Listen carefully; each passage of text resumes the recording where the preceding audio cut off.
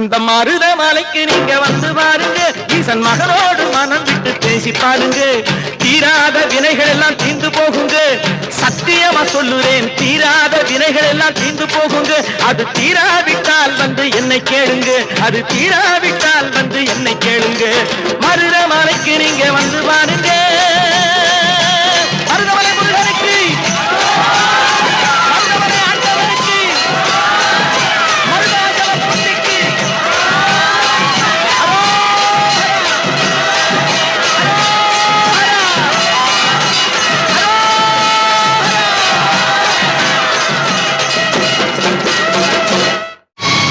கண்டுகொண்டேன், வந்தது யார் என்று கண்டுகொண்டேன்.